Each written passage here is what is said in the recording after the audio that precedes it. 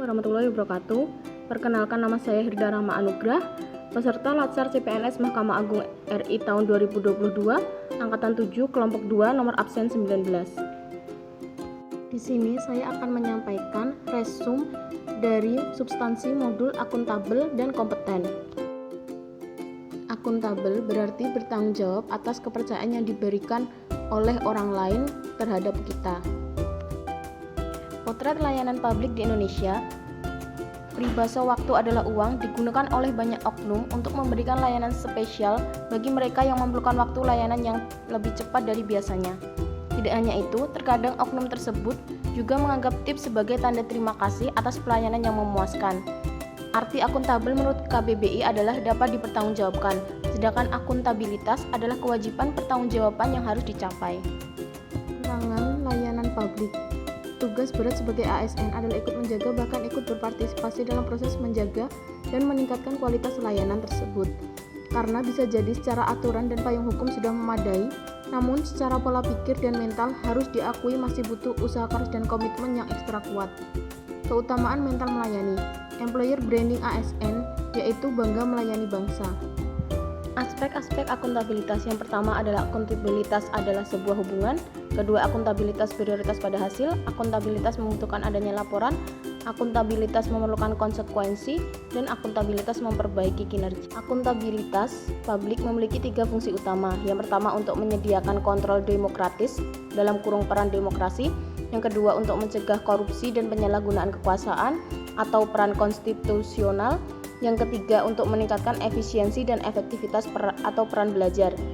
Kemudian ada akuntabilitas publik terdiri atas 2 macam, yaitu akuntabilitas vertikal dan akuntabilitas horizontal.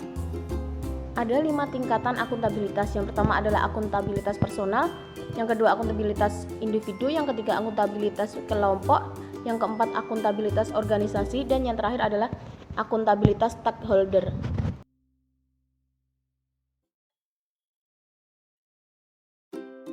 Panduan perilaku atau kode etik akuntabel. Yang pertama adalah melaksanakan tugas dengan jujur, bertanggung jawab, cermat, disiplin, dan berintegritas tinggi. Yang kedua, menggunakan kekayaan dan barang milik negara secara bertanggung jawab, efektif, dan efisien. Yang ketiga, tidak menyalahgunakan kewenangan jabatan. Hal-hal yang penting diperhatikan dalam membangun lingkungan kerja yang akuntabel, yaitu kepemimpinan, transparansi, integritas, tanggung jawab, keadilan, kepercayaan, keseimbangan, kejelasan, serta konsistensi. Ada 3 dimensi akuntabilitas. Yang pertama, akuntabilitas kejujuran dan hukum. Kedua, akuntabilitas proses. Yang ketiga, akuntabilitas program dan kebijakan. Berikut merupakan framework akuntabilitas. Kompeten berarti terus belajar dan mengembangkan kapabilitas untuk meningkatkan skill. Pembangunan aparatur. Yang pertama, prinsip pengelolaan ASN yaitu berbasis merit, yakni seluruh aspek pengelolaan ASN harus memenuhi kesesuaian kualifikasi, kompetensi, dan kinerja, termasuk tidak boleh ada perlakuan yang diskriminatif. Yang kedua, pembangunan aparatur sesuai rencana pembangunan jangka menengah nasional atau RPJMN 2020-2024 diharapkan menghasilkan karakter birokrasi yang berkelas dunia. Yang ketiga, terdapat 8 karakteristik yang relevan bagi ASN untuk menghadapi tuntutan pekerjaan meliputi integritas, nasionalisme, profesionalisme, wawasan global, IT, dan bahasa asing, hospitality, networking, dan entrepreneurship. Tantangan lingkungan strategis. Yang pertama, situasi dunia saat ini dengan cirinya yang disebut dengan VUCA world, yaitu dunia yang penuh gejolak, disertai penuh ketidakpastian.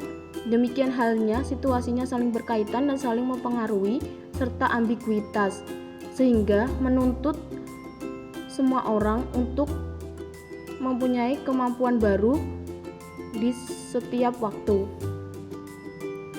Kemudian yang kedua, kecenderungan kemampuan memanfaatkan kemajuan teknologi informasi dalam meningkatkan kinerja organisasi lebih lambat dibandingkan dengan tawaran perubahan teknologi itu sendiri. Berikut merupakan gambar pembangunan aparatur tahun 2020-2024, yaitu menuju pemerintahan kelas dunia.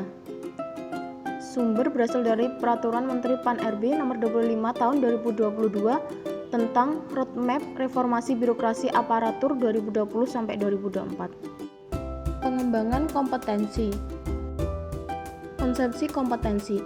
Menurut Kamus Besar Bahasa Indonesia atau KBBI, arti kata kompeten adalah cakap atau mengetahui.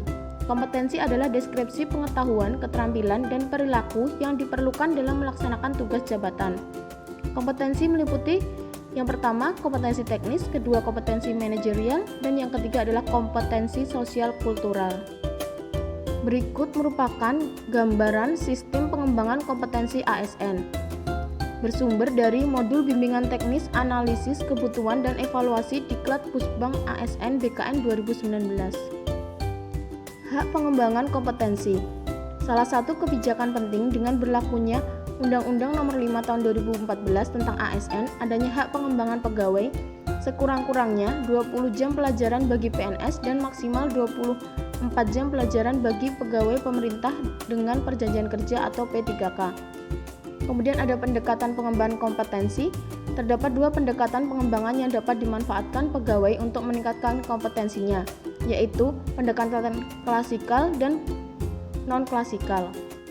Panduan perilaku atau kode etik kompeten ada 3, yaitu yang pertama, meningkatkan kompetensi diri untuk menjawab tantangan yang selalu berubah, yang kedua, membantu orang lain belajar, dan yang ketiga adalah melaksanakan tugas dengan kualitas terbaik. Sekian video resume yang bisa saya sampaikan, semoga bermanfaat. Akhir salam, wassalamualaikum warahmatullahi wabarakatuh.